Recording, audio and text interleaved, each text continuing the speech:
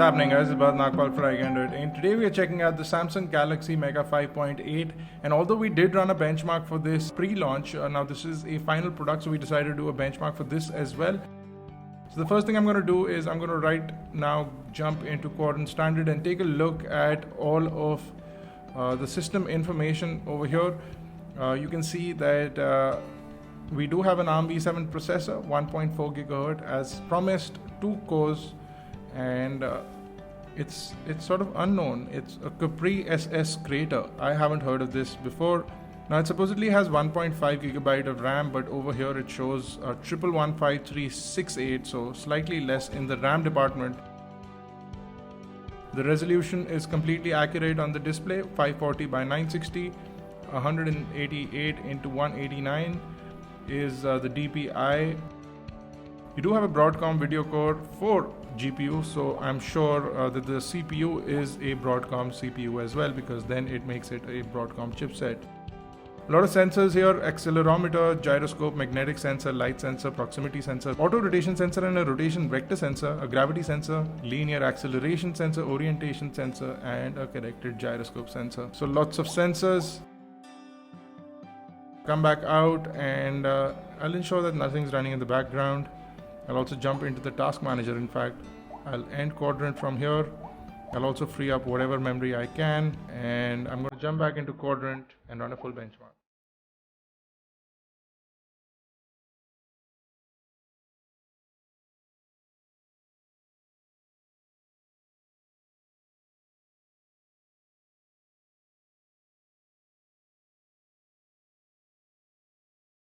So the score is in. The device scores a mediocre 3958, which is Transformer Prime on the Quadrant benchmark, and above the Motorola Atrix 4G. So still a decent score for the Samsung Galaxy Mega 5.8. So we're done with the Quadrant. I'm going to quit it from here as well, and we're going to rush into Nina Mark II right now. Should get a full score on Nina Mark, but let's check it out.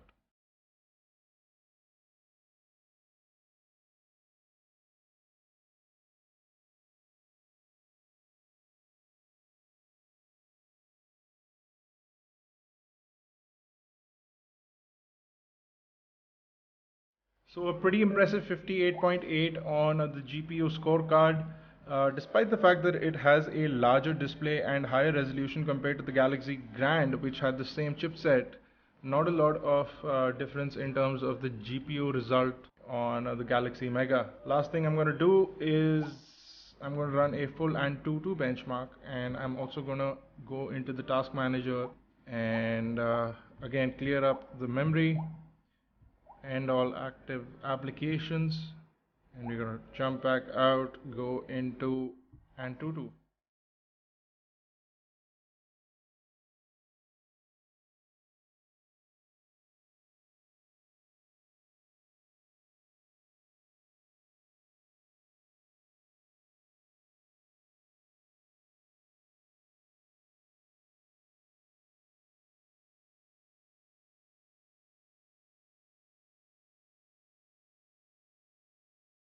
So the results are in. It scores a total score of 7995, CPU 1545, RAM is 1211, GPU is at 4684, and input output is at 555.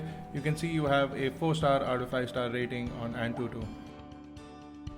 The last thing we're going to do is we're going to run multi-touch tester and test out the number of inputs that it can take. So that's it, a total number of 5 inputs on the screen. So you have a 5-point multi-touch screen, which is a 5.8-inch screen.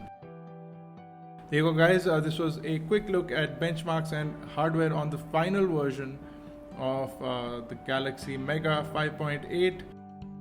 We'll be back with the remaining videos. Stay tuned. This has been Bharat Nagpal. Do check us out on iGyaan.in or on Facebook, Twitter, Google+. Make sure you subscribe to us on YouTube, youtube.com/iGyaan, youtube.com/iGyaan TV. For iGyaan Networks, this has been Bharat Nagpal. Thank you guys for watching.